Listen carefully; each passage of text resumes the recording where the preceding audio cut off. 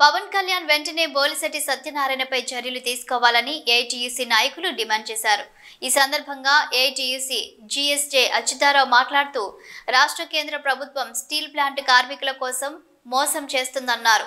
బినామీ contractor Bolisetti Satyanarayana మాటలు బినామీ మాటలు అన్నారు. సత్యనారాయణపై జనసేన పార్టీకి ఫిర్యాదు చేస్తామన్నారు. కార్మిక వర్గంపై అనుచిత వ్యాఖ్యలను ఖండిస్తున్నామని తెలిపారు.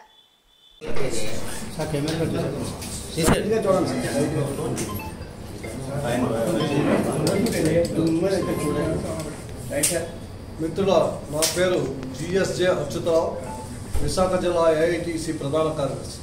ఈవేళ మీ అందరినీ పిలవడానికి ప్రధాన కారణం ఈ రాష్ట్ర ఉప ముఖ్యమంత్రి అదేవిధంగా జనసేన అధ్యక్షులైనటువంటి గౌరవనీయులు పవన్ కళ్యాణ్ గారికి మీ ద్వారా ఒక బహిరంగ లేఖని పంపిస్తున్నాం.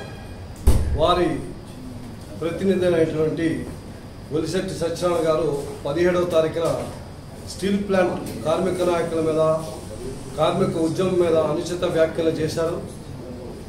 ఆయన వ్యాఖ్యల్ని ఈ ఏఐటీసీ విశాఖ జిల్లా సమితి ముక్త కంఠంతో తీవ్రంగా ఖండిస్తున్నాం.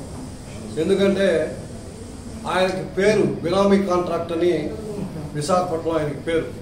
మేమైతే మాకు అర్థమైంది ఆయన బినామీగానే ఈ స్టేట్మెంట్ ఇచ్చినట్టు తప్ప ఆయన ఒక రాజకీయ ప్రతినిధిగా మాట్లాడినట్టు లేదు, చిల్లర వ్యవహారాలు మాట్లాడినట్టు మాట్లాడాడు. ఆయనకి ట్రేడ్ యూనియన్ ఉద్యమం మీద కానీ ట్రేడ్ యూనియన్ చరిత్ర కాదు తెలియదు అన్నది ఆయన పత్రికా ప్రకటన ద్వారా అర్థమైంది. ఈ దేశంలోనే మొట్టమొదటి కార్మిక సంఘాలు పుట్టాయి, రాజకీయ పార్టీలు పుట్ట. స్వాతంత్ర ఉద్యమంలో కాంగ్రెస్ పార్టీ, స్వాతంత్రం కోసం ఆ కాంగ్రెస్ పార్టీ వేరు.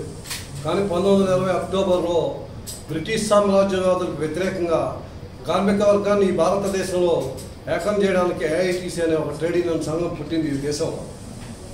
బోలిశెట్టి వారిది చరిత్ర తెలుసుకుంటే మంచిది. అక్కడి నుండి అనేక ట్రేడ్ యూనియన్లు వచ్చాయి. వచ్చినప్పటికీ ఈ నూతన పారిశ్రామిక విధానం ఎప్పుడైతే వచ్చిందో అప్పటి నుండి కేంద్రంలో 11 కార్మిక సంఘాలు కామ్రేడ్ ఇంద్రజిత్ గుప్తా నాయకత్వంలోని కామ్రేడ్ గురుదాస్ దాస్ గుప్తా నాయకత్వంలో గత 15 ఏళ్ల బట్టి నేటి వరకు సెంట్రల్ ట్రేడ్ యూనియన్లన్నీ ఏకతాటి మీద ఏ ప్రభుత్వం ఉన్నా ప్రభుత్వ విధానాల మీద, కార్మికులకు నష్టం చేస్తున్న చర్యల మీద పోరాడుతూనే ఉన్నాయి. ప్రతి సంవత్సరం సార్వత్రిక సమ్మెలు నిర్వహిస్తున్నాయి. ఇది ట్రేడ్ యూనియన్ల చరిత్ర. సరే, ట్రేడ్ యూనియన్ల మధ్యలో భేదాభిప్రాయాలు లేవా, భిన్నాభిప్రాయాలు లేవా? ఉంటాయి. ఒకే కుటుంబంలో అన్నదమ్ముల మధ్యలో భిన్నాభిప్రాయాలు భేదాభిప్రాయాలు ఉంటాయి. అంత మాత్రం కుటుంబం విచ్ఛిన్నం చేయడానికి ఎవరు ప్రయత్నం చేయరు. అదేవిధంగా సున్నితమైన అంశం స్టీల్ ప్లాంటు 2021 కరోనా టైంలో నరేంద్ర మోడీ గారు పార్లమెంట్లో అనౌన్స్ చేశారు. దీన్ని నష్టాల్లో ఉంది, ప్రైవేటు పరం చేస్తామని.